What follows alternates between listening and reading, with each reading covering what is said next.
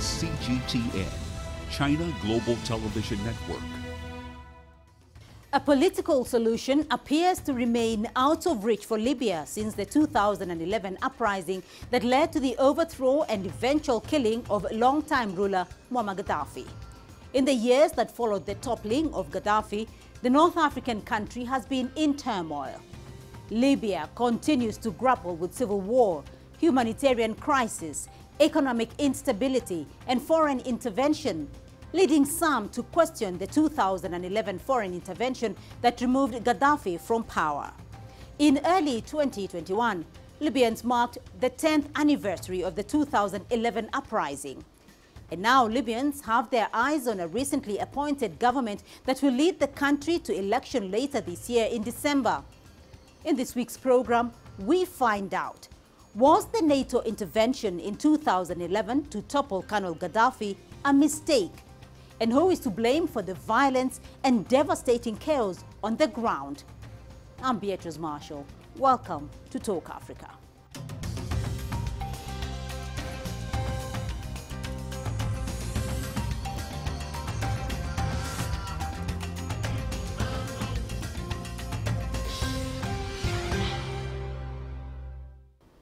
World powers gathered in Berlin on Wednesday to build on earlier efforts to bring about a lasting halt to the conflict in Libya.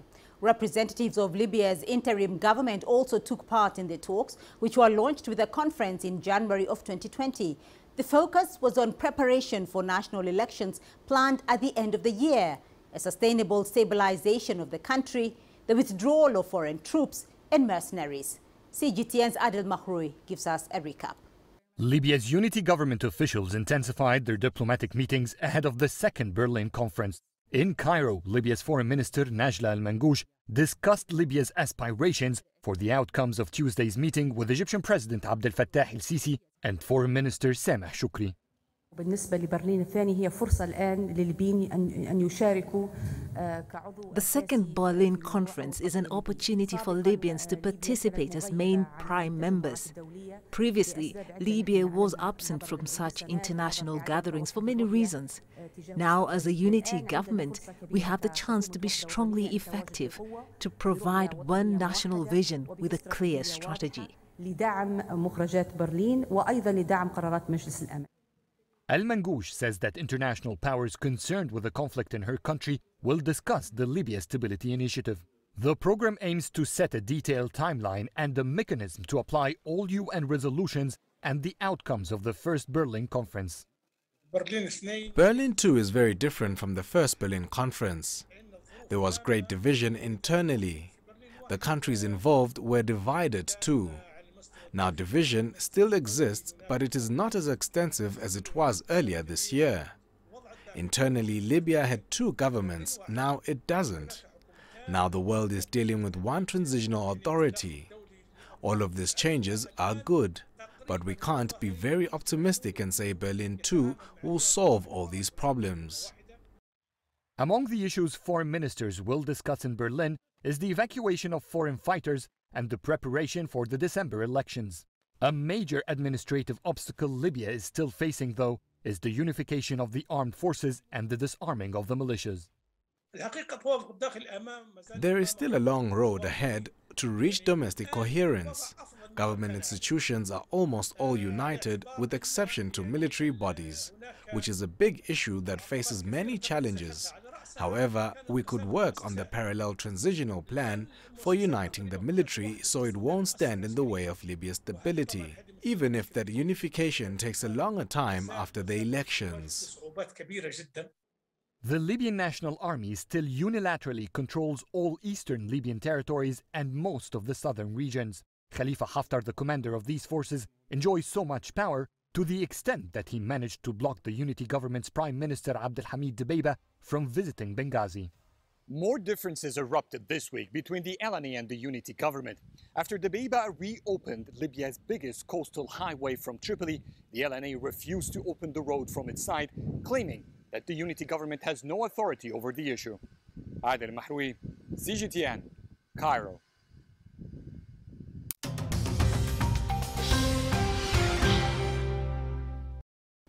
And now let's bring in our panel of guests. Joining us from Rome via Zoom, Anas El Gomati, founder and general director of the SADC Institute in Tripoli. Joining us from Tehran, Professor Sayyid Mohammed Marandi, professor at the University of Tehran. And joining us in Johannesburg, Kandala Lupuwana, public international law lecturer and PhD researcher at the University of Johannesburg. A very warm welcome to you all, and thank you for joining in this discussion. Anas, let me start off with you and your thoughts, because there has been another round of talks on Libya ongoing in Berlin at the moment. A new round of seemingly endless Libyan peace talks. But peace remains elusive in Libya, a decade after the late Muammar Gaddafi was captured and executed under the watch of NATO and its allies. First, is anything really coming out of these talks? Well, I think it's trying to touch base on the major elephants in the room. I believe there are now more divisions perhaps in the international community than there are in Libya. Libya has a unified executive, very fragile peace. But essentially, this is a change from the last time round. The last time round, there was a public commitment to peace by members of the international community, but privately an escalation in the war, and one that almost overturned the entire peace process, had it not been for Turkey's intervention at the last minute to kind of establish a stalemate where we lie now today in the middle of Libya, where there are Russian private mercenaries, the Wagner Group, who have taken a hold in central Libya. And there are Turkish Syrian mercenaries on the western side. And on the eastern side, there are also Emirati deployed Sudanese mercenaries. So there are lots of mercenaries and foreign mercenaries, and a commitment publicly, but privately, those aspects and those groups and mercenaries still remain on the ground. And I think this is the time where Berlin can really be meaningful if they can sequence their exit, if they can move beyond public promises and really make a commitment to a brighter future. Right. Anas, do tell us more about those divisions in the international community that you mentioned about. We've seen that these divisions kind of were bipolar between a US side and a Russian side. But today, in Libya in particular, it's bipolar, it's apolar, there are no more poles. On the one hand, you had the late Trump administration that also backed Khalifa Haftar on the ground, who launched an assault against the UN-backed government, a government that Russia, China, France, the UK and America recognize. Russia also backed the very same individual and armed him with mercenaries. The UAE backed the same individual, and France, another key member of both the EU and the UN Security Council, also backed him. So there is this discrepancy. They all publicly, diplomatically recognize the UN-backed government, but privately they undercut it and essentially turned a blind eye, or gave a green light, in the fact that the US gave a green light to authorize Khalifa Haftar's war, which lasted for 2 years. So this is really the beginning of an international community that is in disorder.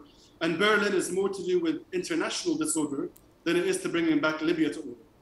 Let's look at that international disorder, Professor Marandi. I mean, because according to the UN, there are about 20,000 mercenaries and military personnel still in Libya today. Exactly whose interests are they defending, and what is your understanding of the situation? Well, first we have to remember that this whole situation was created by NATO.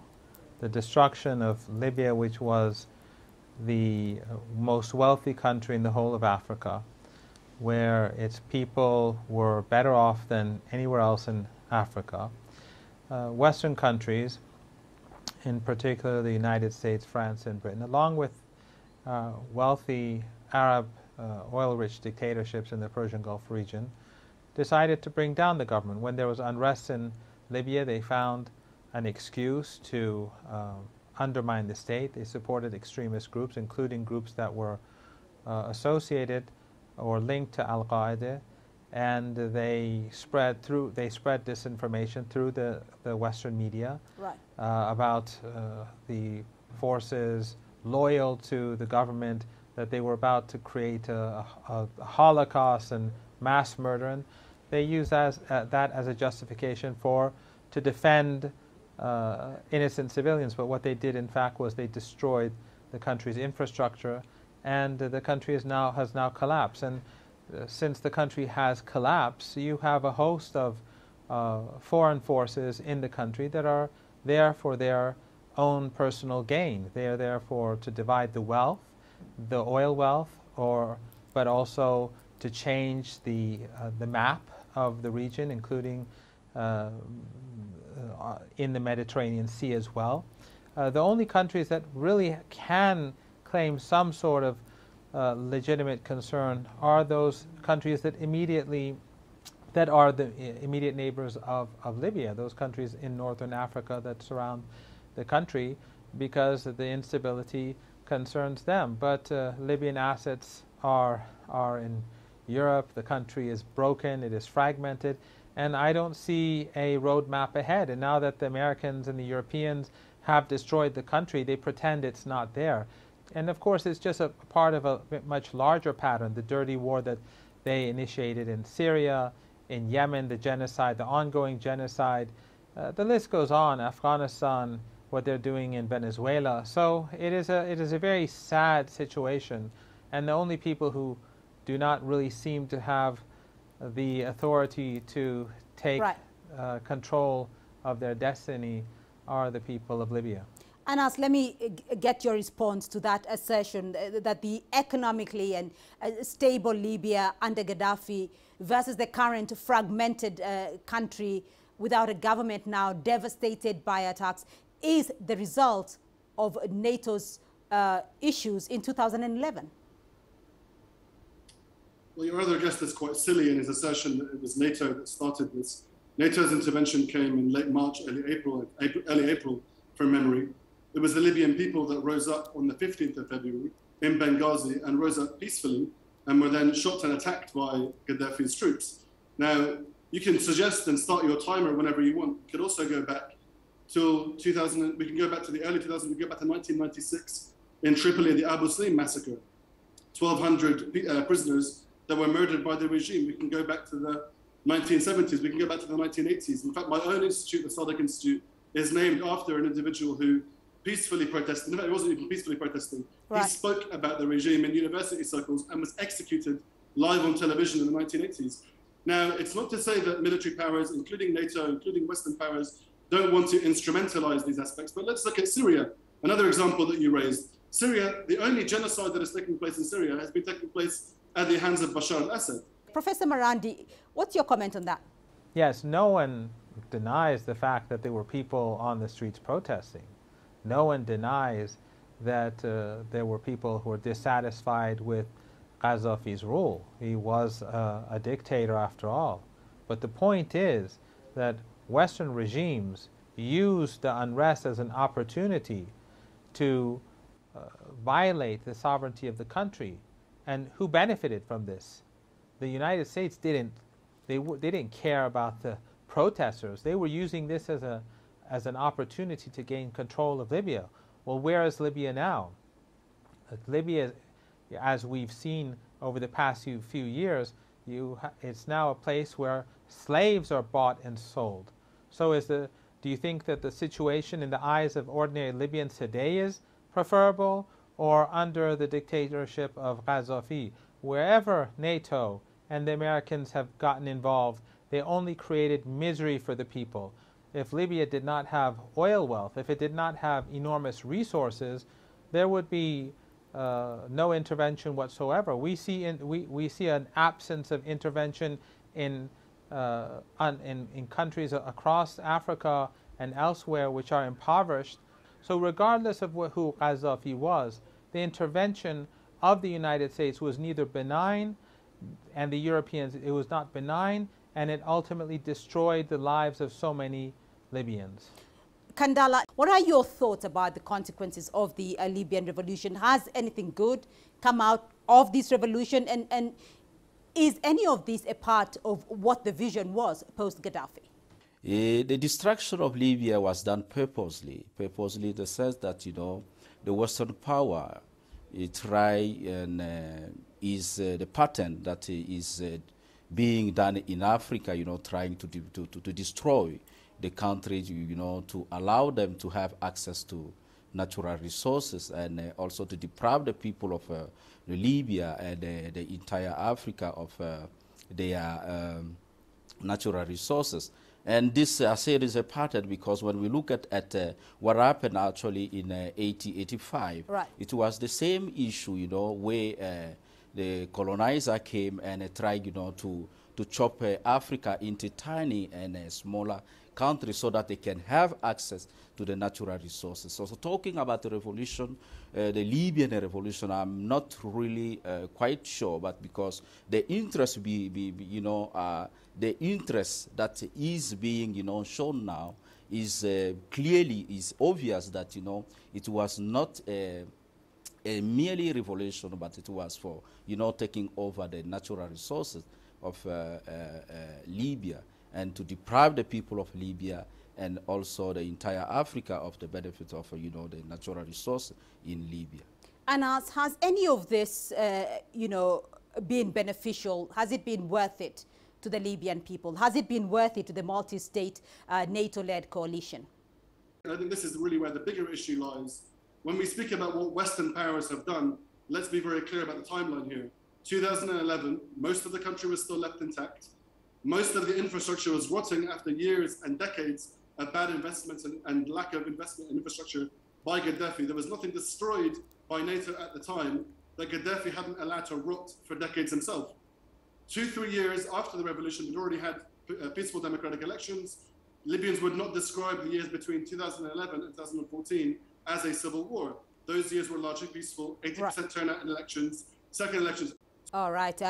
On that note, we'll take a short break now. And when we come back, we'll find out more who is responsible for the current mess Libya is in and what can be done to end the conflict and bring lasting peace. To stay tuned.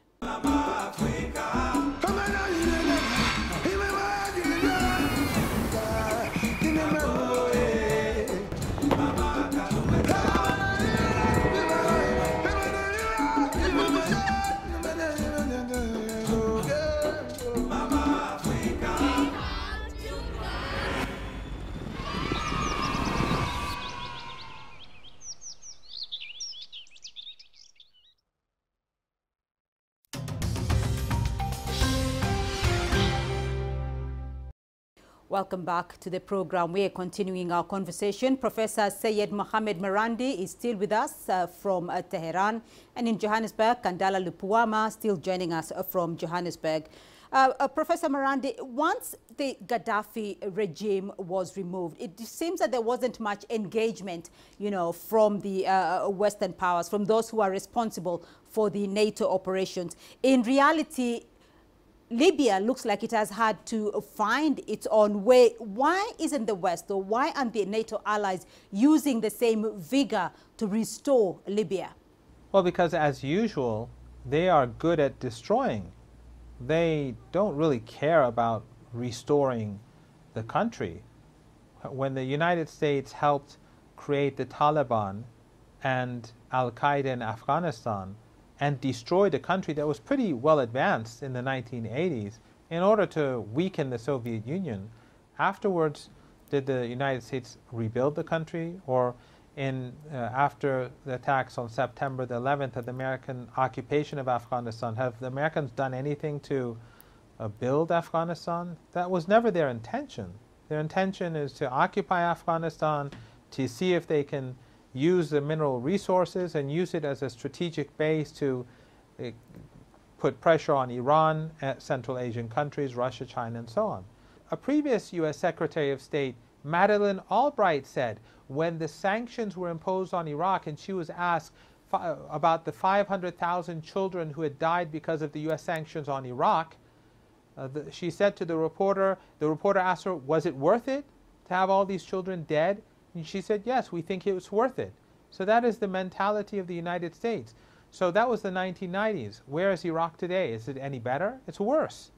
In the case of Libya, they wanted the resources and they wanted the Gaddafi government out. The only countries that have any legitimate stake in Libya are at most Tunisia, Algeria, Niger, Egypt, Sudan, Chad, those countries that neighbor the country. So to imagine that the American agenda or the European agenda has ever been to stabilize a country, to help a nation, I think is utterly absurd. And those people who facilitate Western Europeans and the Americans in their intervention in other countries are complicit in those atrocities. Kandala, let's get your thoughts here. Who do you feel is responsible for the current mess that Libya finds itself in?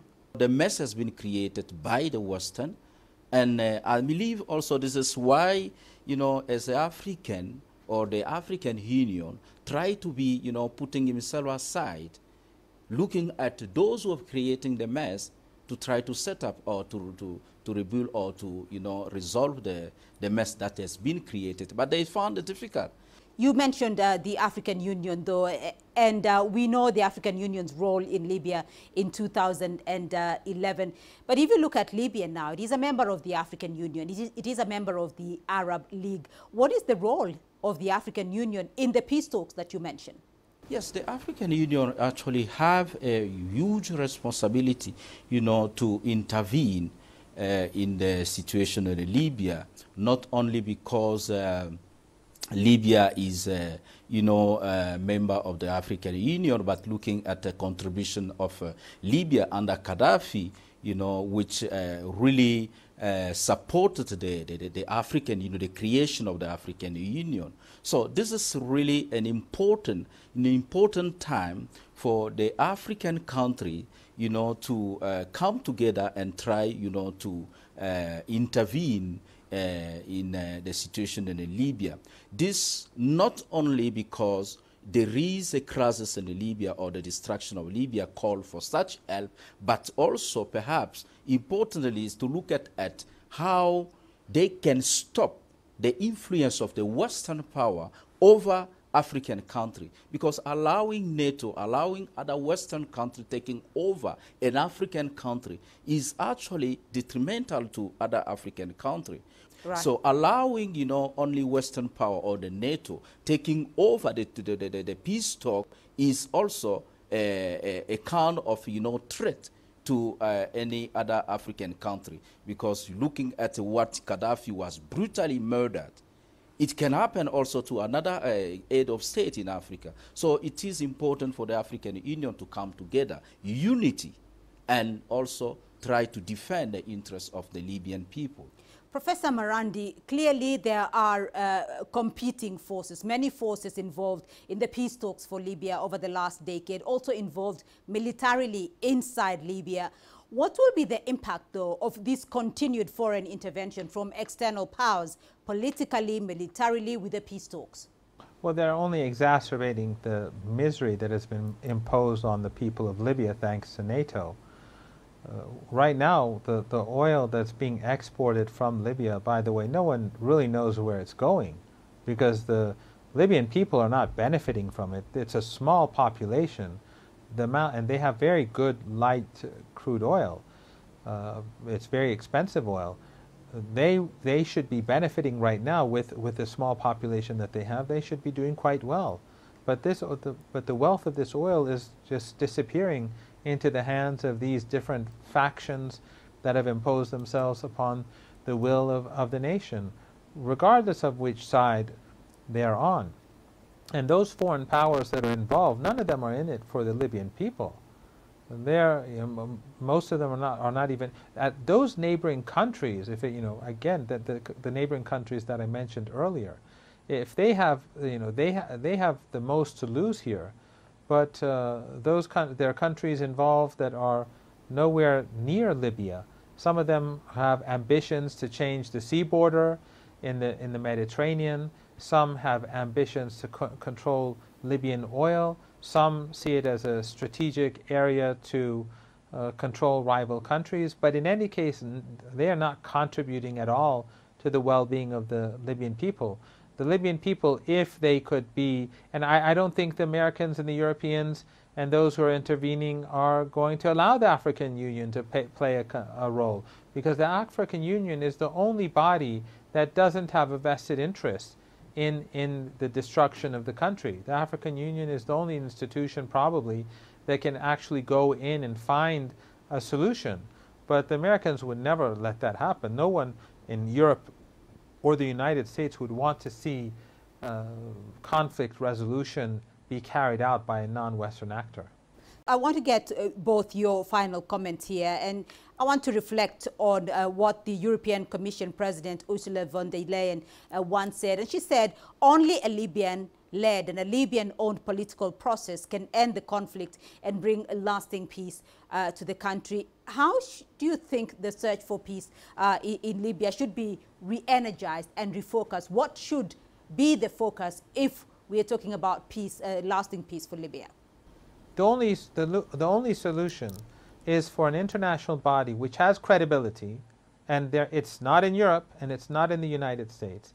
I think it would be something like the African Union, for them to bring all the parties together, for a commitment to be made for all foreign powers to leave Libya, every single one of them, to leave Libya, and then for the different sides to talk, to come to an agreement, to have elections, and to establish a constitution that is credible to all.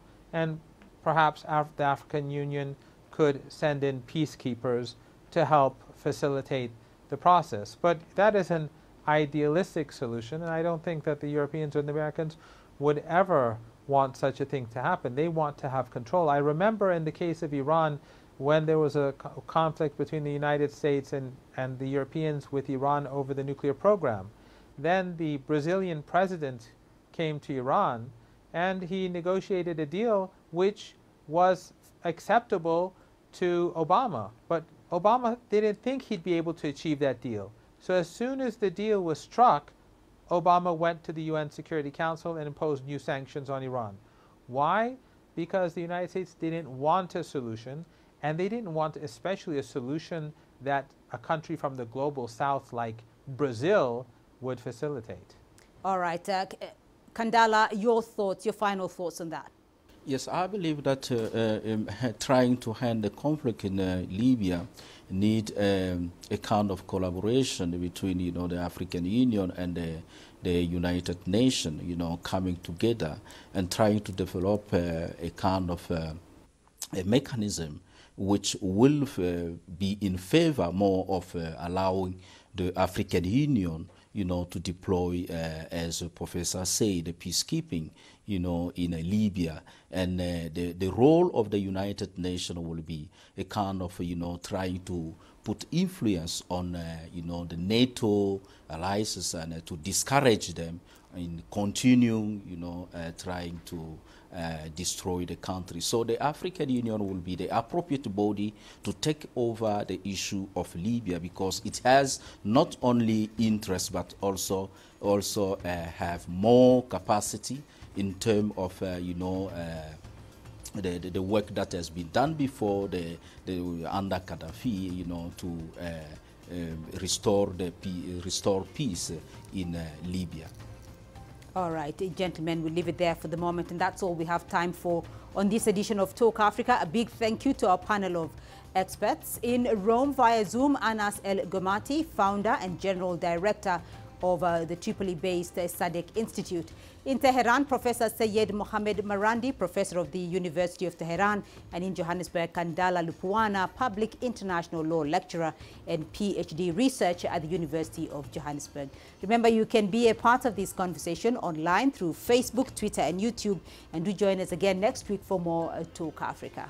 I'm Beatrice Marshall. Until next time, goodbye.